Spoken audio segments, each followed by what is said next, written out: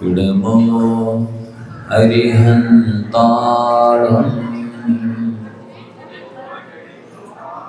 इडमो सिद्धाणम् इडमो आयरियाणम् इडमो उवैच्छायाणम् नमो योए संविसाहुरम् एसो पंचनमो यारो शवे पावपणासिनो मंगलाणं च सवेशिं परमं हवै मंगलम्। बोले त्रिकालवर्ती देवताओं की, बोले श्री आदिनाथ भगवान की, आचार्य भगवंते गुरुवर्षि विद्याशाली जी महाराज की, परम पूज्य आचार्य भगवंत श्री शमेशाला जी महाराज की, परम पूज्य मनवर्षि निर्दोषा जी महाराज की,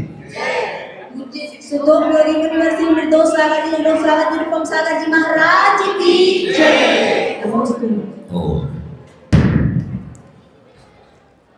जब श्रीपाल जी को वैराग्य हो गया तो वो 12 भावनाओं का चिंतन करने लगे,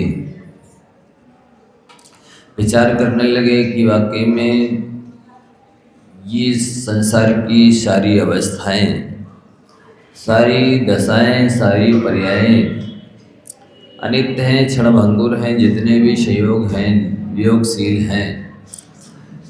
ना ये जीव साथ में कुछ लाता है, ना ही साथ में कुछ ले जाता है।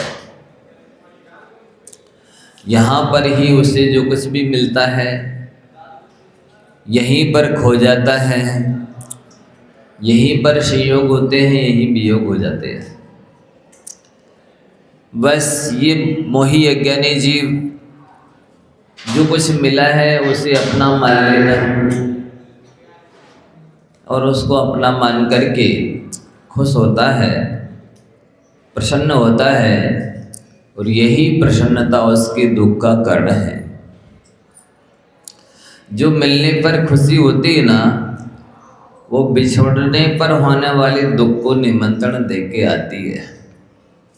यह आप निश्चित मानिए कि जिसके संयोग में हर्ष हो रहा है उसके वियोग में विषाद नियम से होगा। यदि आपको संयोग में हर्ष नहीं हो रहा है तो फिर वियोग में विषाद होने की संभावना नहीं रहती है। वस्तुतः देखा जाए किसी के संयोग में हमारा लाभ क्या है? हमारे कोई गुणों में वृद्धि होती नहीं। किसी के सहयोग मिलने पर होने पर सामायिक पाठ में आप लोग पढ़ते हैं ना, संयोग तो दुख मने के वेदम यतोस्नुदे जन्म वने शरीरी तथा स्त्री धासो परिवर्जनीयो यह सुना निर्वति मात। वास्तव में देखा जाए संसारी प्राणी को यदि कोई दुख है तो संयोग की वजह से है। संयोग तो दुख मने के वेदम। चाहे चेतन पदार्थों का संयोग करें आप, स्त्री पुत्र मित्र इत्यादि का रिश्तेदारों का, और चाहे अचेतन पदार्थों का सहयोग करें, कोठी बंगला महल मकान गाड़ी घोड़ा नौकर चाकर इत्यादि फैसिलिटी का सहयोग करें, ये सारे सहयोग दुख के कारण है। जब जैसे सिद्ध परमेष्टि भगवान है उससे क्यों है? क्योंकि उनके द्रव्य कर्म भाव कर्म नौ कर्म सारे सहयोग छूट गए, सारे संबंधों का अभाव हो गया। वनली प्योर निखालिस आत्मा बची, और आत्मा के पास अपने आप में अनंत गुण हैं। आत्मा अपने आप में अनंत सुख का धनी है, आत्मा अपने आप में अनंत बल का धनी है, आत्मा अपने आप में अनंत ज्ञान का धनी है। उसके पास सुखी होने के लिए पर्याप्त सामग्री है। आत्मा को सुखी होने के लिए दूसरे किसी पर पदार्थ के सहयोग की आवश्यकता ही नहीं है। अब ये संसार जो परिवर्तन है इसकी थोड़ी आपको हम कहानी सुना रहे, बहुत अच्छे से सुनना, एकाग्रता से। आपका रोम रोम खड़ा हो जाएगा, रोमांचित हो जाएंगे, आप सजग सावधान हो जाएंगे कि हम अनादिकाल से इस संसार में रह रहे हैं और कर क्या रहे हैं, अभी तक हमने क्या खोया है, क्या पाया है, हमें क्या पाना है, वस्तुतः पाने लायक चीज़ है क्या। इन सारे प्रश्नों का उत्तर आपको मिलेगा। तो अब परिवर्तन अपन लोग जो कर रहे हैं, उन परिवर्तनों के कितने भेद हैं मालूम है? 5 परिवर्तन होते हैं। द्रव्य परिवर्तन, क्षेत्र परिवर्तन, काल परिवर्तन, भव परिवर्तन और भाव परिवर्तन। इनको बहुत ध्यान से सुनना, सुन लोगे तो संसार की वास्तविकता समझ में आ जाएगी। द्रव्य परिवर्तन क्या कहलाता है? आप सभी बुद्धिजीवी लोग बैठे हैं, समझदार लोग हैं, समझने की कोशिश करना इस विषय को भी। द्रव्य परिवर्तन के 2 भेद हैं, कर्म द्रव्य परिवर्तन और नो कर्म द्रव्य परिवर्तन। कर्म द्रव्य परिवर्तन बाद में आता है, पहले नो कर्म द्रव्य परिवर्तन आता है। समझने की कोशिश करो कि हम कर क्या रहे हैं संसार में, हम दुखी क्यों हैं और दुख से कैसे छूट सकते हैं, इसको ये विषय बताया जा रहा है। यदि दुखों से छूटना है, संसार की वास्तविकता को समझना है, तो इस विषय को समझने की कोशिश करना। आज ही बता रहे हैं, नहीं समझोगे अरे ये विषय तो बहुत हाई क्लास का है या कठिन है, ऐसे ही चलता होगा, हमें तो समझ में नहीं आएगा। ऐसा नहीं है, आज ही बता रहे विषय प्रसंग आया है। जो कि श्रीपाल जी को वैराग्य उत्पन्न हुआ, उन्होंने 12 भावनाओं का चिंतन शुरू किया। 12 भावनाओं के अंतर्गत अनित्य भावना के बारे में संक्षेप में आपको कल बताया, असरण भावना के बारे में बताया, आज संसार भावना के बारे में बता रहे हैं। उन्होंने क्या चिंतन किया संसार भावना के बारे में, कैसा है ये संसार। वाकई में हम लोग अनादिकाल से इस संसार में रह रहे हैं और पंच परावर्तन कर रहे हैं, पर हमें ही नहीं मालूम कि हम कैसे पंच परावर्तन कर रहे हैं, उनसे क्या मिलता है हमें, कि सुख मिलता है कि दुख मिलता है, और ये पंच परावर्तन कैसे छूट सकते हैं, इनसे हमें छुटकारा कैसे मिल सकता है, यही नहीं मालूम। तो सबसे पहले नो कर्म द्रव्य परिवर्तन होता है। नो कर्म द्रव्य परिवर्तन में क्या करना पड़ता है? एक जीव ने, देखो अपन लोग के पास कितने शरीर हैं, कितने शरीर हैं? 3 शरीर हैं अभी, तेजस कार्मण है और ये औदारिक शरीर है, 3 शरीर हैं। यदि ये मनुष्य त्रिंजों के पास औदारिक और तेजस कार्मण ये 3 शरीर होते हैं, तो देवनारकियों के पास में तेजस कार्मण के साथ साथ वैक्रिक शरीर होता है। तो 3 शरीर हैं, अपने पास में भी है, देवनारकियों के पास भी होते हैं। और कोई रिद्धिधारी मुनिराज हो, आहारक रिद्धि हो, तो आहारक शरीर भी होता है, तो 4 शरीर हो जाते हैं। एक साथ 5 शरीर किसी को नहीं मिलते, कि औदारिक भी हो, वैक्रियक भी हो, आहारक भी हो, तेजस भी और कार्माण भी हो। 5 शरीर कोई भी जीव धारण नहीं करता है, ज़्यादा से ज़्यादा 4 शरीर तक हो सकते हैं। अपन सबके पास 3 शरीर हैं, तेजस कार्माण औदारिक। तो 3 शरीरों के लायक ये शरीर जिस मटेरियल के द्वारा बना है, जिन नौकर वर्गणाओं के द्वारा बना है, उन वर्गणाओं को ये जीव जैसे पुण्य या पाप होता है, घटिया या बढ़िया पुण्य होता है, उसके अनुसार वर्गणाओं को खींचता है। वर्गणा बोले मीन्स पौद्गलिक मटेरियल, इस शरीर की रचना के हेतु सामान। तो 3 शरीर और 6 पर्याप्तियां हैं। पर्याप्तियां मीन्स फिनिशिंग, इस शरीर की पूर्णता के लिए जो चीज चाहिए, जैसे आहार पर्याप्ति, शरीर पर्याप्ति, इंद्रिय पर्याप्ति, श्वासोच्छ्वास पर्याप्ति, भाषा पर्याप्ति और मन पर्याप्ति। ये 6 पर्याप्तियां हैं। तो इन 3 शरीरों 6 पर्याप्तियों की योग्य वर्गणाओं को, मटेरियल को ये जीव ग्रहण करता है। तो अब किसी जीव ने 3 शरीर और 6 पर्याप्तियों की योग्य वर्गणाओं को एक बार ग्रहण किया, और इनकी विशेषता क्या है कि दूसरे समय में उनको वो निर्जीर्ण कर देता है, छोड़ देता है, फिर अगले समय नहीं आती है। तो उसने अनंत बार अगृहीत वर्गणाओं को ग्रहण किया, फिर अनंत बार गृहीत वर्गणाओं को फिर से ग्रहण किया, फिर अनंत बार मिश्रित दोनों प्रकार की गृहीत और अगृहीत दोनों वर्गणाओं को ग्रहण करता है। तो एक समय में ग्रहण नहीं होती है, इसमें बहुत लंबा समय लगेगा। सारी वर्गणाओं को ग्रहण करने में संसार में जितने प्रकार के मटेरियल हैं, उनकी अपने शरीर की योग ग्रहण करने में बहुत समय लगता है। तो उनको जब ग्रहण कर लिया, और फिर सबसे पहले जिन 9 कर्म वर्गणाओं को ग्रहण किया था, तो उन्हीं को फिर से ग्रहण करें। ये अबुद्धिपूर्वक होता है, ऑटोमेटिक सिस्टम है, कोई बुद्धिपूर्वक इन्हें ग्रहण नहीं कर सकता है। चाहे कि ये हमें नहीं चाहिए मटेरियल, ये माल अलग करो, ये वाला लाओ, ऐसे नहीं हो सकता।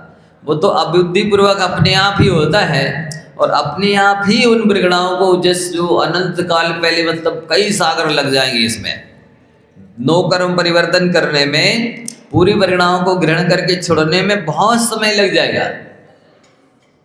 तो सबसे पहले जिन वर्गणाओं को ग्रहण किया उन्हीं को फिर से ग्रहण करना है। उस समय जैसी कसाय मंद थी कि मध्यम थी कि तीव्र थी, उस समय जिन मटेरियल को ग्रहण किया वो स्निग्ध थे कि रुक्ष थे, तो जैसी कंडीशन में जैसे भावों से सबसे पहले ग्रहण किया था उन्हीं को ग्रहण करने में जितना समय लग जाए, असंख्यात सागर लग जाएंगे। तो सागर को समझ लो एक दृष्टांत के माध्यम से क्या कहलाता है। जैसे मान लीजिए 1 लाख योजन लवण चौड़ा ये जम्बूद्वीप है, और लवण समुद्र 2 लाख योजन चौड़ा है। 2 लाख योजन मतलब 2000 कोस का 1 योजन, ऐसे से 2 लाख योजन चौड़ा लवण समुद्र है, ये भरा हुआ है जल से। ठीक मान लो उपमा से, कल्पना से अपन बाजू में एक खाली समुद्र भी इतनी बड़ा रखते हैं, तो उस खाली समुद्र को सुई की नोक से इस जल का पानी लेके उसमें डालिए। जब ये समुद्र पूरा खाली हो जाए और वो समुद्र बाजू वाला भर जाए, इसमें जितना समय लगे इससे भी कहीं बड़ा एक सागर होता है। ऐसे ऐसे कई सागर लग जाएंगे, तब एक 9 कर्म द्रव्य परिवर्तन होगा। फिर दूसरा है कर्म द्रव्य परिवर्तन। कर्म द्रव्य परिवर्तन में क्या करना पड़ता है, कोई एक जीव है, उसने 8 कर्मों की, योग कर्मों की मटेरियल को ग्रहण किया, वर्गणाओं को ग्रहण किया। 8 कर्म आत्मा के साथ बंधेंगे, उन 8 कर्मों के लायक जो वर्गणाएं चाहिए हैं वो ग्रहण की, और 9 कर्म वर्गणाएं जो शरीर के लायक जो मटेरियल आया था वो तो अगले समय में निर्जड़ हो जाता है। लेकिन कर्म की युग जो वर्गणाएं आती हैं वे एक आवली काली आवली है, मान लो इसको एक राउंड लगाया अपन ने, अंगुली को ऐसे राउंड लगाया, इसमें संख्यात आवली हो गई। अब उसकी एक आवली बनाइए, एक आवली, और एक समय के बाद में कर्म वर्गणा निर्जीर्ण हो जाती है। तो ऐसे ही उनमें करना है। अगृहीत वर्गणाओं को अनंत बार ग्रहण करेगा 8 कर्मों के लायक, फिर अनंत बार गृहीत वर्गणाओं को ग्रहण करेगा, फिर अनंत बार मिक्स गृहीत अगृहीत दोनों प्रकार की वर्गणाओं को ग्रहण करेगा। फिर सबसे पहले जिन कर्म वर्गणाओं को ग्रहण किया था उसको ग्रहण करने में जितना समय लगे वो एक कर्म द्रव्य परिवर्तन कहलाता है। अब 9 कर्म द्रव्य परिवर्तन और कर्म द्रव्य परिवर्तन दोनों को मिला दीजिए, ये एक द्रव्य परिवर्तन हुआ। ऐसे इसको करने में इस जीव को कितने सागर लग जाएंगे गिनती नहीं है, प्रत्यक्ष ज्ञानी ही बता सकते हैं, संख्यात सागर लग जाएंगे। अब क्षेत्र परिवर्तन को सुनिए, बहुत ध्यान से सुनना, समझ में आएगा। सुन लोगे तो रोम रोम खड़े हो जाएंगे कि अनादिकाल से हम ऐसे पंच परावर्तन कर रहे हैं। घबरा जाओगे, डर जाओगे संसार से, धर्म के प्रति रुचि हो जाएगी, आत्म कल्याण की इच्छा उत्पन्न हो जाएगी, पाप से भीति और प्रभु से प्रीति हो जाएगी। तो क्षेत्र परिवर्तन में क्या करना है, आपको ये मालूम है संसार कितना बड़ा है, मालूम है? 14 राजू उतंग नव लोक पुरुष संठान, या में जीव अनादिते भरत भरमत है विंधन। नहीं नहीं, ऐसा नहीं है तो सही क्या है? बिन ज्ञान, ज्ञान के बिना भ्रमण कर रहे हैं संसारी प्राणी, और वही ज्ञान ग्रहण करना नहीं चाहते। उनका तो जो नियम है कि अभिषेक करना तो करके चले गए, पूजा करना तो करके चले गए। अब आप कितने ज्ञान की बातें सुनाते रहो और कितने ज्ञान के खजाने से भरे ग्रंथ देते रहो, उनको टाइम नहीं है। ऐसे अज्ञानी जीव है। तो बिन ज्ञान की ये जीव भ्रमण कर रहा है। तो 14 राजू कहाँ? 14 राजू ऊंचा है। अब लंबाई गुणे चौड़ाई गुणित ऊंचाई, बराबर घनफल होता है। तो पूरे लोक का अपन घनफल निकालेंगे तो 343 राजू होगा। कितना होगा? 343 राजू प्रमाण ये पूरा लोक है। अब राजू क्या चीज़ है? एक राजू कितना बड़ा होता है इसकी गणना एक अनुमान से, दृष्टांत के माध्यम से सुनिए, समझिए। जैसे सागर के बारे में बताया आपको दृष्टांत। सागर कितना बड़ा होता है? 2 लाख योजन चौड़ा लवण समुद्र है और बाजू में इतनी बड़ा खाली समुद्र है। तो इस जल समुद्र के जल को सुई की नोक से दूसरे समुद्र में खाली करना है। जितने समय में ये 6 लाख योजन से ज़्यादा इसकी परिधि होगी, पूरा समुद्र खाली हो जाए, वो वाला समुद्र भर जाए, इससे भी कहीं बड़ा एक सागर होगा। अब राजू का सुन लीजिए कितना बड़ा होता है।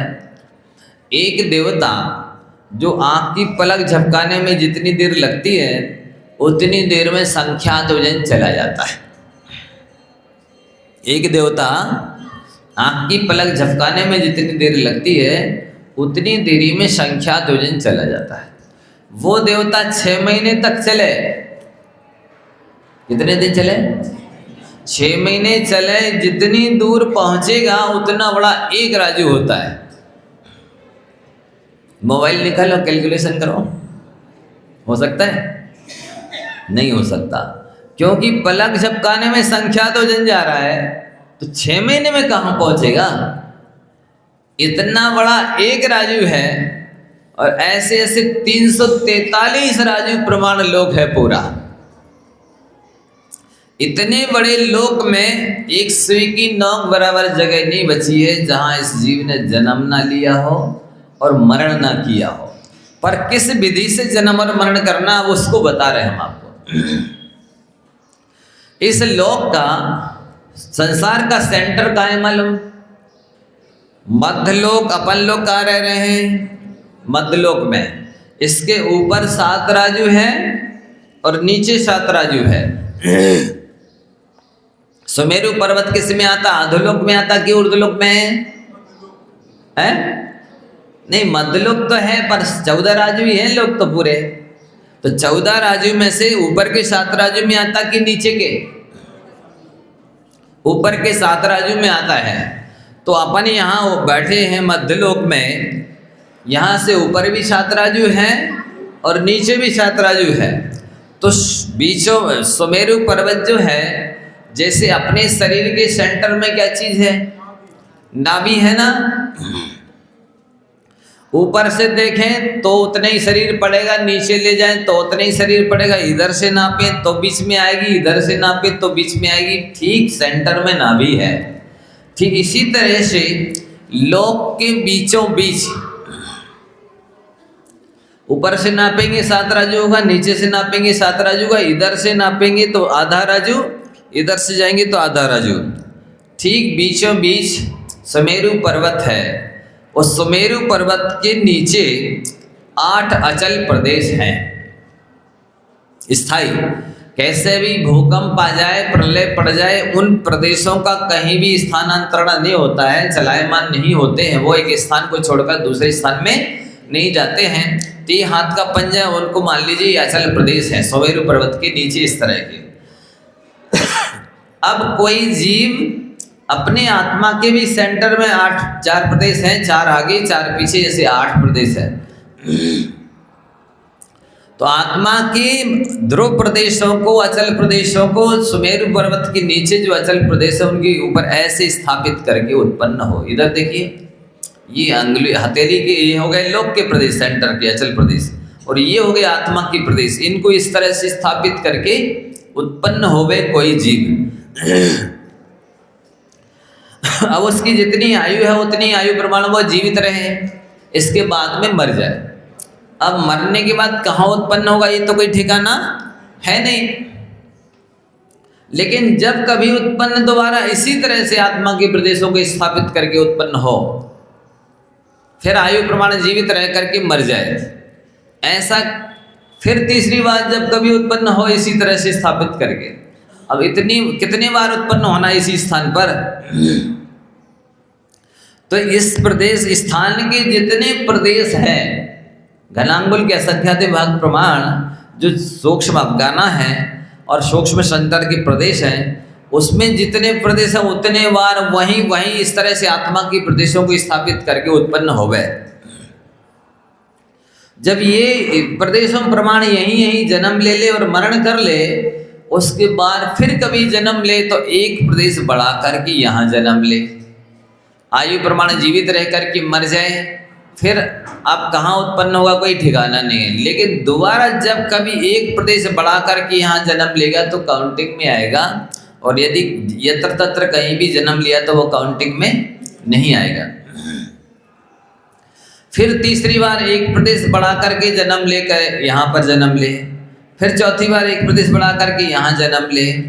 ऐसे एक एक प्रदेशों को बढ़ा बढ़ा करके पूरे लोक को अपना जन्मभूमि बना लेवे और मरण भूमि बना लेवे, वो एक क्षेत्र परिवर्तन होगा। असंख्यात असंख्यात सागर लग जाएगी, कोई गिनती नहीं कितना समय लगेगा, तब पूरे लोक में ये जीव क्रम क्रम से सारे आकाश के प्रदेशों पर जन्म लेगा और मरण कर लेगा। ये द्रव्य परिवर्तन से असंख्यात गुणा क्षेत्र परिवर्तन है बड़ा, द्रव्य परिवर्तन से असंख्यात गुणा बड़ा क्षेत्र परिवर्तन है। ये अपना अनादिकाल से जो करते चले आ रहे वो प्रक्रिया बताई जा रही है। अब काल परिवर्तन में क्या करना पड़ता है? किसी जीव ने उत्सर्पणी काल के पहले समय में जन्म लिया, आयु उसकी जितनी है उतने प्रमाण जीवित रह करके मर गया। अब उत्सर्पणी काल तो दोबारा 20 कूड़ा कोड़ी सागर के बाद आएगी, तो दूसरी उत्सर्पणी काल के दूसरे समय में उत्पन्न होवे तो काउंटिंग में आएगा, और यत्र तत्र अन्यत्र दूसरे समयों में उत्पन्न हुआ तो काउंटिंग में नहीं आएगा। जब कभी उत्सर्पणी काल आए और उसके दूसरे समय में उत्पन्न हो तो वो काल परिवर्तन की गणना में आएगा, काउंटिंग में आएगा। और नहीं हुआ अन्य समयों में उत्पन्न हो गया तो वो काल परिवर्तन की गणना में नहीं आएगा। फिर जब कभी उत्सर्पणी आए और उसके तीसरे समय में जन्म ले तो काउंटिंग में आएगा, अन्य समयों में जन्म लिया तो काउंटिंग में नहीं आएगा। फिर चौथी सर्पणी आएगी 20 कोड़ा कोड़ी सागर के बाद, तो उसके चौथे समय में जन्म लेवे, आयु प्रमाण जीवित रह करके मर जाए।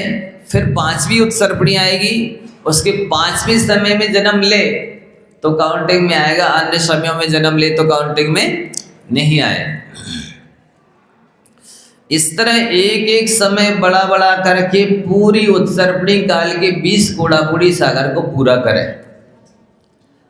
फिर इसके बाद में इसी तरह से अवसर्पणी काल के प्रत्येक समय में क्रम क्रम से जन्म लेवे और क्रम क्रम से ही उत्सर्पणी और अवसर्पणी काल में मरण करे। जन्म भी लेना है, क्रम क्रम से मरण भी करना है। इसमें कितना सागर लगेगा कह नहीं सकते हैं। ये द्रव्य परिवर्तन से बड़ा क्षेत्र परिवर्तन है, क्षेत्र परिवर्तन से बड़ा काल परिवर्तन है। ध्यान से सुन लो, रोम रोम खड़ा हो जाएगा यदि चिंतन करोगे थोड़ा सा भी। फिर इसके बाद में क्या करना है? भाव परिवर्तन आ रहा है, द्रव्य क्षेत्र काल भव। चौथा परिवर्तन है भाव परिवर्तन। उसमें क्या करना पड़ता है? जैसे नरक की सबसे जघन्य आयु 10,000 वर्ष की है, कोई जीव 10,000 वर्ष की आयु लेकर के नरकों में उत्पन्न हो गए। पहले नरक के पहले पाथड़े की जघन्य आयु 10,000 वर्ष है। वहाँ वो जन्म लिया, वहाँ के दुख भोगे, आयु पूरी की, वहाँ से निकलेगा, कहाँ जन्म लेगा? या तो पशु बनेगा या फिर मनुष्य बनेगा, कहीं भी जन्म ले ले। फिर दोबारा जब कभी नरक जाए तो पुनः 10,000 वर्ष की आयु लेकर के ही पहले नरक के पहले पाथड़ी में उत्पन्न हो तो ये भाव परिवर्तन की गणना में आएगा, अन्यथा कहीं भी जन्म मरण करता रहे भाव परिवर्तन की गणना में नहीं आएगा। तो जब कभी फिर से 10,000 वर्ष की आयु लेकर उत्पन्न हुआ, आयु प्रमाण दुख भोगे, फिर इसके बाद मर गया, फिर कहीं मनुष्य त्रेंच गति में चला गया। तीसरी बार पुनः जब कभी नरक में जाए तो वही 10,000 वर्ष की आयु लेकर के ही वही जन्म लेवे। ऐसा कब तक करना है? 10,000 वर्ष के समय बनाने हैं। 10,000 वर्ष के महीना नहीं बनाना, दिन नहीं बनाना, घंटे नहीं बनाना, मिनट नहीं बनाना, सेकंड नहीं बनाना है, आवली नहीं बनाना, समय बनाना। तो 10,000 वर्ष के जितने समय बनेंगे उतनी बार 10,000 वर्ष की आयु लेकर के पहले नरक की पहली पाथड़ी में उत्पन्न होना है। फिर इसके बाद क्या होगा? फिर कब निकले मनुष्य त्रियंच बने, और फिर जब कभी नरक जाए तो 10,001 समय की आयु लेकर के वहाँ उत्पन्न हो, जीवित रहे, दुख भोगे, मर जाए, फिर कहीं भी जाए मनुष्य पशु गति में वहाँ, और फिर नरक में जाए तो 10,002 समय, तीसरी बार जब कभी जाए नरक 10,003 समय, चौथी बार फिर जब कभी नरक में जाए 10,004 समय, पांचवी बार फिर कभी नरक में जाए तो 10,005 समय। ऐसे एक एक समय को बढ़ा करके पहले नरक की 1 सागर की आयु पूरी करना, फिर दूसरे नरक में जाए तो एक एक समय बढ़ा बढ़ा करके दूसरे नरक की 3 सागर की आयु पूरी करना, फिर चौथे नरक की एक एक समय बढ़ा करके 7 सागर की आयु पूरी करना, पांचवें नरक की एक एक समय बढ़ा बढ़ा करके 10 सागर की आयु पूरी करना, फिर एक एक समय बढ़ा बढ़ा करके छठवें नरक की 17 सागर की, पांचवें नरक की, छठवें की 22 सागर की और सातवें की 33 सागर की आयु एक एक समय बढ़ा बढ़ा करके पूरी करना है। अभी भाव परिवर्तन पूरा नहीं हुआ, ये नरक की हुई, अभी एक नरक गति पूरी हुई है, एक समय बढ़ा बढ़ा करके अनंत सागर लग जाएंगे इसको पूरा करने में, अकेले नरक की पूरी करने में। अब त्रियंच गति में क्या करेगा? त्रियंच गति की जगन आयु अंतर मुहूर्त की है। अंतर मुहूर्त प्रमाण आयु लेकर के वो उत्पन्न हुआ, जीवित रहा, मर गया, कहाँ जाएगा? मनुष्य पशु बनेगा, कुछ भी त्रियंच गति में ही जाएगा। विकलांगता जीव तो त्रियंच में ही जाता। तो इसके बाद में पुनः उत्पन्न होवे अंतर मुहूर्त की आयु लेकर के त्रियंच गति में, फिर कहीं भी जाए, फिर तीसरी बार उत्पन्न हो। कितने बार उत्पन्न होना है? अंतर मुहूर्त के जितने समय बनेंगे उतनी बार उसको वहीं वहीं उत्पन्न होना है। फिर जब पूरे हो जाएंगे समय, फिर एक एक समय बढ़ाइए, अंतर मुहूर्त 1 समय, जीवित रहा, मर गया, फिर जब कभी वही उत्पन्न हो अंतर मुहूर्त 2 समय, अंतर मुहूर्त 3 समय, अंतर मुहूर्त 4 समय, अंतर मुहूर्त 5 समय, ऐसे एक एक समय की आयु को बढ़ा बढ़ा करके 3 पल्ले की उत्तम भूमि की त्रियंचों की आयु है। वो पूरी त्रियंचों की आयु की समयों में उत्पन्न हो लेवे, दुख भोग लेवे, मरण कर लेवे। अब निकल करके मनुष्य गति में आइए। मनुष्य गति की भी जगन आयु अंतर मुहूर्त है। लब्ध अप्राप्तक मनुष्यों की वहाँ जन्म लेवे, दुख भोगे, मर जाए, फिर पुनः जन्म लेवे मनुष्य में ही, लब्ध प्राप्तकों में ही, अंतर मुहूर्त की आयु लेकर के ही दुख भोगे, फिर मर जाए। कितने बार जन्म लेना है? अंतर मुहूर्त के जितने समय बनेगी उतने बार लब्ध प्राप्तक मनुष्यों में जन्म लेना। फिर क्रम से एक एक समय बढ़ा बढ़ा बढ़ा करके 3 पल्ले की उत्कृष्ट आयु मनुष्यों की है भोग भूमि में। ये पूरे हो जाए, पर एक बात ध्यान रखिए, मनुष्य पर्याय मिलना सरल नहीं है। क्यों नहीं है? इसलिए कि नरक में आर्द्र रौद्र ध्यान चल रहे, आर्द्र रौद्र ध्यान के साथ निकल करके मनुष्य बनना कठिन है। पशु गति में माया 13 की वजह से वहाँ मायाचारी चल रही, मायाचारी के परिणाम से मनुष्य गति पर्याय प्राप्त करना कठिन है। क्योंकि आपने तत्वार्थ सूत्र जी में सूत्र पढ़ा होगा ना, अल्पारंभ परिग्रह तो मानसस्य, अल्पारंभ अल्प परिग्रह की और मंद कषाय हो, और ऐसे परिणाम हो जब मनुष्य गति मिलती है। ध्यान से सुनिए, जैसे एक किराने का व्यापारी है, उसने तराजू लिया और तराजू के एक पलड़े पर मान लो 2 किलो का बाट रखा, और बाट रख करके दूसरे पलड़े को उसने शक्कर या गेहूं चावल के बोरे में ऐसा गवाया और उठाए, और इतने जितना बाट रखा है उतने गेहूं चावल या शक्कर आए उस पलड़े में। ना तो एक दाना उतारना पड़े और ना ही एक दाना चढ़ाना पड़े। ध्यान से सुन लो, ऐसे सम परिणामों के माध्यम से मनुष्य आयु का बंद होता है, मनुष्य गति मिलती है। सो नरक से निकल करके भी मनुष्य होना कठिन है, त्रियंच गति से भी निकल करके मनुष्य होना कठिन है, और मनुष्य से मनुष्य होना तो और भी कठिन है। क्यों? आप लोग बताओ, आपको अल्प आरंभ और परिग्रह में संतोष है? बोलो, कितने लोगों को मनुष्य फिर से बनना? सबको बनना। लेकिन संतोष कितने लोगों को है अल्प आरंभ और अल्प परिग्रह में? तो दोबारा मनुष्य बनना भी कठिन है। अल्प आरंभ और अल्प परिग्रह में संतोष हो गए, खाने में, पीने में, पहनने में, ओढ़ने में, देखने में, बोलने में, चलने में, हर चीज में संतोष हो गए तो मनुष्य गति मिले। सो उसमें संतोष किसी को है नहीं। और कंपटीशन की जिंदगी, प्रतिस्पर्धा की, गला काट प्रतियोगिता जिसे कहते हैं, जलेसी, ईर्ष्या, प्रतिस्पर्धा चल रही है हर चीज में, शादी में, विवाह में, खाने में, पीने में, पहनने में, उड़ने में, दुकान में, कोठी बंगला में, हर चीज में प्रतिस्पर्धा इनसे अच्छी हमारी होनी चाहिए। ऐसी स्थिति में मनुष्य पर्याय मिलना कठिन है। तो मनुष्य से भी मनुष्य होना कठिन है, अब देव से भी मनुष्य होना कठिन है। बोलो क्यों? इसलिए कि यहाँ पर होता क्या है, देवों में वहाँ भी जैसे यहाँ घटिया हीनाधिक पुण्य किया उसके अनुसार वहाँ पर अवस्था मिलती है। इंद्र, सामानिक, त्रायस्त्रिंश, पारिषद, आत्मरक्ष, लोकपाल, अनेक, प्रकीर्णक आदि जो 10 वेद हैं, किलबिश आदि, अभियोग, वो 10 कैटेगरी हैं और अवान्तर असंख्यात देवों के। तो वहाँ पर वैभव भी उस पुण्य के अनुसार ही हीनाधिक मिलता है, और उस वैभव को देख करके देवों को भी ईर्ष्या होती है, जलन होती है, प्रतिस्पर्धा होती है, अंदर में संक्लेश होता है। तो वहाँ लोभ कसाय की तीव्रता है। और जो लोग यहाँ पर भी देवसास गुरु की भक्ति तो करते हैं, लेकिन स्वाध्याय में रुचि नहीं है, प्रवचन सुनने की रुचि नहीं है, ध्यान से सुन लो, तो वो जो भी अज्ञानी लोग देवसास गुरु की भक्ति करते हैं, वे केवल सांसारिक वस्तु ही मांगते हैं, वे केवल ख्याति बुझे लाभ के लिए ही धर्म करते हैं। यहाँ बीना वालों की बात नहीं कर रहे।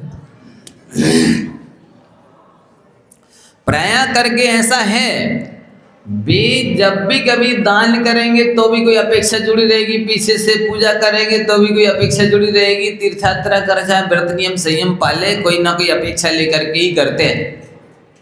मैं पहले भी कह चुका हूँ, एक दो बार अब फिर से कह रहा, आज आप लोग स्वयं ईमानदारी से बताना, जिनालय में बैठे देवसास गुरु के सामने, जन्म से लेकर आपने भगवान के दर्शन किए, पूजा की, व्रत भी किए होंगे, तीर्थ यात्रा भी की होगी, आहार दान भी दे रहे, लेकिन बताइए, जब छोटा रहता है बच्चा तो पापा कहेगा बेटा भगवान से, गुरु से कहो हमें बुद्धि देना है। थोड़े और बड़े होंगे तो फिर कहेंगे भगवान हमें रिजल्ट आना है, आज ये परीक्षा में पास हो जाए, गुरु से भी कहेंगे। और बड़े हो जाएंगे तो कहेंगे भगवान अच्छी सी डिग्री मिल जाए, अच्छी सी जॉब मिल जाए। और बड़े होंगे अच्छी सी ढंगी घरवाली मिल जाए। और बड़े होंगे भगवान 2-4 बेटा बेटी हो जाए। और बड़े होंगे फिर आगे कुछ ना कुछ भी कोठी मंगला कुछ ना कुछ मांगेंगे। अब बेटा बेटी पढ़े लिख जाए, इनकी शादी विवाह हो जाए, और फिर इसके बाद मान लो कोई अनिष्ट संयोग है, देवरानी का, जेठानी का, सास का, ससुर का, तो भगवान से भगवान इनको उठा लो। कुछ ना कुछ वे मांगते रहेंगे। जब आपने जीवन भर जो देवसास गुरु की पूजा की, दर्शन किए, दान दिया, कुछ भी किया, उसके बदले में आप सांसारिक ही कुछ ना कुछ मांगते रहे, तो आप बताइए आपका कल्याण किस बल पर होवे? क्यों होवे? कैसे होवे? जब आप कुछ ना कुछ मांगते ही रहे। तो देवों से भी वहाँ जब लोभ कसाय की तीव्रता है और ईर्ष्या आपस में परस्पर में चल रही है, एक तो राजा के स्थानापन्न है, राज सिंहासन पर बैठा, और दूसरा जहाँ जूते चप्पल उतारे जाते हैं वहाँ खड़ा है डंडा लेके ड्यूटी बजाने, उसके मन में संकलिष्ट नहीं हुआ ये भी देव है और मैं भी देव हूँ, ये मेरा राजा बॉस बना बैठा है और मैं इसकी चाकरी कर रहा हूँ। ये आदेश दिया जा रहा है जाओ घोड़ा वाहन बन जाओ, कुछ भी बन जाओ, आदेश देते हैं। तो आदेश शत्रुवत होता है आदेश किसी को भी अच्छा नहीं लगता, अखरता है, उसकी मान हानि होती है। इसलिए हम आप लोगों से कह रहे हैं, आप किसी को आदेश मत दिया करें, ए फलाना काम कर रहा हो, आप ऐसा इस तरह बोलना सीख जाएं, ये काम करना आवश्यक है क्या, उसको आप लगे अरे हाँ अभी तो ये काम पड़ा है करना है, या ये काम आप कर सकते हैं। तो इसमें आदेशात्मक भाषा नहीं होती है, सामने वाले के मान कसार में ठेस नहीं लगती है, तो उसे संकलेश नहीं होता है। तो देवगति में ये बहुत ज़्यादा हीना दिखता है। एक चक्रवर्ती के स्थानापन्न जैसे यहाँ मनुष्य है, और एक नाली साफ कर रहा है वो भी मनुष्य है, झाड़ू लगा रहा है वो भी मनुष्य है, एक जो तो पॉलिश कर रहा है वो भी मनुष्य है, और जो कुल्लू बना हुआ है वो भी मनुष्य है। जैसे यहाँ आप मनुष्यों में हीना दिखता देख रहे हैं, तारतम्य देख रहे हैं, मनुष्य होते हुए भी इनकी कैटेगरी कितनी है। एक व्यक्ति एसी में बैठा हुआ है, एक व्यक्ति सिंहासन पर यहाँ बैठा हुआ है, एक जमीन में बैठ, अंतर दिख रहा है ना मनुष्य में, मनुष्य होते हुए भी जमीन आसमान का अंतर है ना। ठीक देवों में इसी तरह के भेद होते हैं, जमीन आसमान का अंतर होता है, और उनमें आपस में ईर्ष्या, द्वेष और हीन भावना और मान कषाय की तीव्रता आदि चलती रहती है। तो देवगति से भी मनुष्य होना अतीव कठिन है। फिर भी आपको अंतर मुहूर्त से लेकर के एक एक समय बढ़ा बढ़ा करके 3 पल्ले की आयु पूरी करना है, तब मनुष्य गति पूरी होगी। अब 3 गति हो गई, अब देवगति में चलिए। देवगति में जगन आयु 10,000 वर्ष की है। कोई जीव 10,000 वर्ष की आयु लेकर के देवगति में उत्पन्न हो, फिर मर जाए, अब वो मनुष्य बने चाहे पशु बने, जो कुछ बन जाए, फिर दोबारा जब भी देव बने फिर 10,000 वर्ष की आयु लेकर उत्पन्न हो, फिर उतने प्रमाण जीवित रहे, फिर मर जाए, फिर पशु या मनुष्य जो बने बन जाए, फिर दोबारा मनुष्य देव बने तो पुनः 10,000 वर्ष की आयु लेकर के उत्पन्न हो। ऐसा कितनी बार करना है? 10,000 वर्ष के जितने समय बनेंगे उतनी बार 10,000 वर्ष की आयु लेकर देवों में उत्पन्न होना है। जब 10,000 वर्ष के पूरे समय हो जाए तब 10,000 वर्ष एक समय, 10,000 वर्ष 2 समय, 10,000 वर्ष 3 समय, ऐसे बढ़ा बढ़ा करके 31 सागर तक पूरा करना है। इसमें भी अनंत सागर लग जाएंगे, तब कहीं 10,000 वर्ष से लेकर के 31 सागर तक की पूरी आयु होगी। ये चारों गतियों में जब जनगणना से लेकर उत्तम उत्कृष्ट तक की पूरी आयु को एक एक समय बढ़ा बढ़ा करके कर ले वे, इसमें अनंत सागर लग जाएंगे। ये एक भाव परिवर्तन हुआ बंधुओं, ये अपन सभी कर रहे हैं।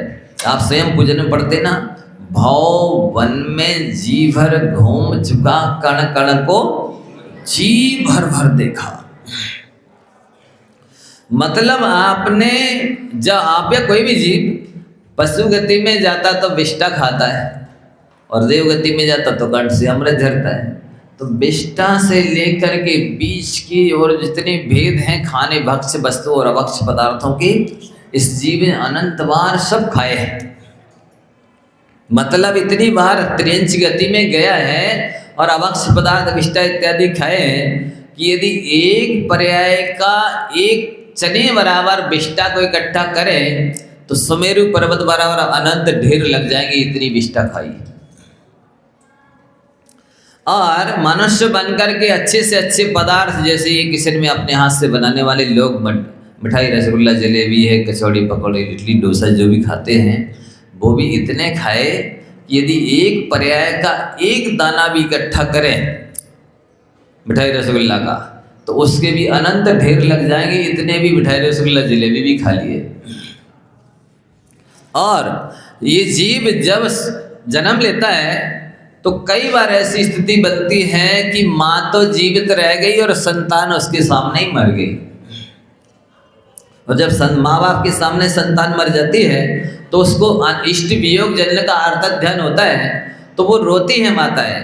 तो कहते हैं इतने बार माता पिता के सामने ही अपना मरण हुआ और अपने वियोग में वो माताएं रोई, उनकी यदि एक बार की एक आंसू की बूंद इकट्ठी करेंगे तो अनंत समुद्र भर जाएंगे। इतने बार माता पिता के सामने अपना मरण हुआ। और अपन ने जन्म लेकर के जब दांत नहीं थे भोजन नहीं करते थे तो माँ का दूध पिया, तो माँ का दूध भी इतना पिया है कि एक जन्म की एक बूंद दूध की इकट्ठी करें तो क्षीर सागर जैसे अनंत समुद्र भर जाएंगे। इतने बार जन्म लिया है, इतना दूध पिया है बंधुओं, इतने बार मरण किया है कि इतने शरीर धारण किए हैं कि एक शरीर की एक अंगुल बराबर हड्डी इकट्ठी करेंगे तो अनंत सुमेरु पर्वत बराबर ढेर लग जाएंगे बंधुओं। इतने शरीर धारण किए बंधु,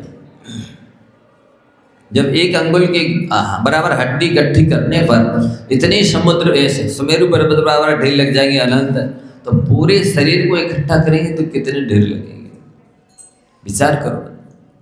तो ऐसे अपन ने ये संसार भावना चल रही है, 12 भावनाओं के अंतर्गत आने वाली अनित्य भावना एक, जिसमें इस तरह का विचार किया जाता है कि सारी पर्याय अनित्य अस्थिर है, नश्वर है। वस्तुतः अनित्य वस्तु के पीछे पड़ना इससे बड़ी मूर्खता अज्ञानता और कुछ नहीं हो सकती। कोई व्यक्ति ये कोशिश करे कि उसके हाथ में एक 100 ग्राम का बर्फ का ढेला आ गया है और वो मुट्ठी में पकड़ के रखे, नहीं मैं इसको सुरक्षित रखूंगा अपने पास, बोलिए रह सकती है? तो जैसे हाथ में वो बर्फ का ढेला सुरक्षित नहीं रह सकता तो वो तो नियम से पिघलेगा, बहेगा। इसी तरह से ये जो सांसारिक संयोग संबंध है, स्त्री पुत्र मित्र भाई बंधु जितने भी रिश्तेदारी के संबंध हैं या जो भी मकान कोठी बंगला आदि जितने भी हैं सांसारिक संयोग, वे उस बर्फ के ढेले की तरह आपके पास आपके साथ रहने वाले नहीं है, ये नष्ट होने वाले हैं, बिछड़ने वाले हैं। ऐसा चिंतन अनित्य भावना में किया जाता है। असरण भावना में क्या चिंतन किया श्रीपाल महाराज जी ने कि ये मणि मंत्र तंत्र बहु होई, मरती न बचावे कोई हस्ती आपको मरने से नहीं बचा सकती।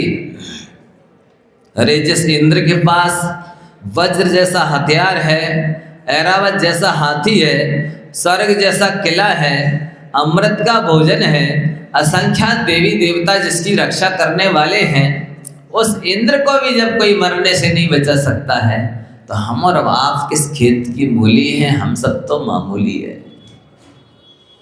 ये विचार करना चाहिए। चक्रवर्तियों के पास 6 खंड का वैभव होता है और 23,000 देवता तो मात्र 9 निधि और 14 रत्नों की रक्षा करते हैं। बाकी और कितने असंख्यात देवता रक्षा करते हैं चक्रवर्ती की, इतना पुण्यात्मा होता है। और जब 365 रसोइया एक दिन में भोजन बना के देते हैं, 3.5 करोड़ गैया होती हैं तो लाखों गायों को दुहा जाएगा, फिर वो दूध किसी एक गाय को पिलाया जाएगा, फिर उसको दुह करके उसके दूध से व्यंजन बनेंगे। ऐसे व्यंजन 365 रसोइया कराते, जैसे इतना पौष्टिक भोजन करता है वो चक्रवर्ती भी कोई मरने से नहीं बचा सकता है। तो हम और आप कौन होते हैं? जब निश्चित ही है मरना ही है, जब निश्चित ही सबको बिछुड़ना ही है, तो फिर इनके पीछे क्यों पड़ना, इनके पीछे क्यों पाप बंद करना, क्यों मनुष्य पर्याय बर्बाद करना, क्यों बुद्धि बर्बाद करना, क्यों पुण्य बर्बाद करना, क्यों पाप बंद करना, क्यों संसार बढ़ाना?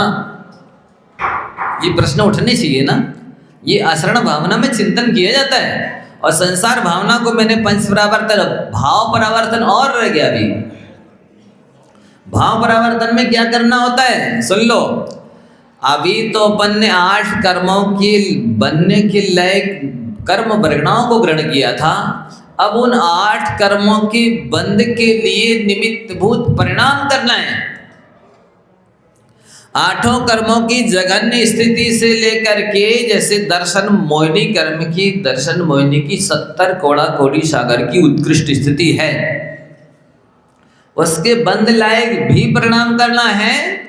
और उसके अवान्तर जितने असंख्यात वेद बनेंगे वे परिणाम भी करना है। और चारित्र मुनि की 40 कोड़ा कोड़ी एक सागर की स्थिति है तो उसके उत्कृष्ट बंद लायक परिणाम भी करना है। और अंतर मुहूर्त की जगन्य स्थिति है तो उस लायक बंद लायक परिणाम भी करना है। ऐसे दर्शन मोहिनी की हुई, पूरे चारित्र मोहिनी की हुई, फिर इसके बाद में ज्ञानावरण, दर्शन, वेदनी, मोहिनी, आयु, नाम, गोत्र, अंतराय, 8 कर्मों की जघन्य से लेकर उत्कृष्ट तक स्थिति को बांधने में कारणभूत जो परिणाम है वे सारे परिणाम कर लेता है जीव। तब कहीं एक भाव परावर्तन होता है।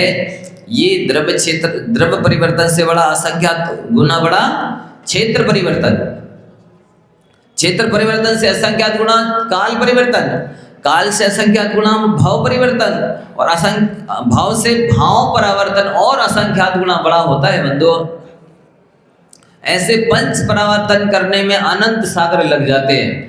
ऐसे पंच परावर्तन भी अनंत बार अपन लोग कर चुके हैं जब से संसार में है। अनादि काल से, अनादि कहते ही उसे हैं जिसकी कोई आदि नहीं है, शुरुआत नहीं है। और बंधुओं कर क्या रहे हो यहाँ पर अपन? केवल जन्म लेते हैं, जीवन भर दुख उठाते हैं, वृद्धावस्था के कष्ट उठाते हैं, मरण के समय में और अनंत गुना कष्ट होता है उसको उठाते हैं, बस इस शरीर को छोड़ करके दूसरे शरीर को लेने के लिए चले जाते हैं। उस दूसरे शरीर में भी वही स्थिति बनती है जो खलु संसार अर्थो जीवो तत्तोदि होदि परिणामो परिणाम आदो कम्मम कम्मादो होदि गदिषु गति गति मद गदस्त देहो देहादो इंडियाणि जायन्ते तेहि दु विषय ज्ञानम तत्तो रागो व दोषो वा। ये 85 गाय में गाथा है। 2-3 मिनट में अपना वचन पूरा कर रहा हूँ, प्रवचन समय हो चुका है, ऐसा उपसंहार चल रहा है। इस जीव को संसार में शरीर मिलता है, शरीर में इंद्रियां मिलती हैं, इंद्रियों के माध्यम से ये पंचेंद्रिय के विषयों को ग्रहण करता है। पंचेंद्रिय के विषयों को ग्रहण करने में राग या द्वेष नियम से होता है, और राग द्वेष करने से कर्मों का बंध होता है। अशुभ कर्म मानता है तो उन अशुभ कर्मों का जब उदय आता है तो दुख ही मिलता है, सुख तो मिलता ही नहीं है। तो अभी ये संक्षेप से आपको जो श्रीपाल महाराज ने जब मरे हुए हाथी को कीचड़ में फंसकर मर गया और उसे देखा तो श्रीपाल महाराज को कोटिभट्ट श्रीपाल जो तद्भव मोक्षगामी हैं उसकी स्थिति देखकर वैराग उत्पन्न हो गया, और उन्होंने ये 12 भावना का चिंतन चालू किया। तो 3 भावनाओं का चिंतन संक्षेप से हमने आपको सुनाया है। वस्तुतः आचार्य श्री ने कहा था हम लोगों से, यदि आप लोगों को संसार का जल्दी से जल्दी अंत करना है, तब चरम शरीरी एक भवातारी बनना है, तो आप सभी 12 भावनाओं का चिंतन करते रहना। क्या उपदेश दे के गए थे हम लोगों को? 12 भावनाएं दिन भर भाना। 1200 भावना भाने की आवश्यकता नहीं है, 12 भावना से ही आपका संसार का अंत हो जाएगा। ये हमारा आप लोगों से कहना है कि एक भवातारी बनना है, इंद्रिया लौकांतिक दिव्या ऐसे पद प्राप्त करना, तो आप 12 भावना भाइये, चिंतन मन कीजिए। इसलिए मैंने उनका चिंतन आपको सुनाने की चेष्टा की है। ये बहुत महत्वपूर्ण है। यदि व्यक्ति की वास्तविकता पता चल जाए तो उसकी जो इतनी संसार शरीर भोगों के प्रति आसक्ति है वो नियम से कम होगी। आज इतना ही रखते हैं। बोलिए द्वार संघ जिनमणि माता की, आचार्य भगवंत गुरु श्री विद्यासागर जी महाराज की। या वाणी के ज्ञान ते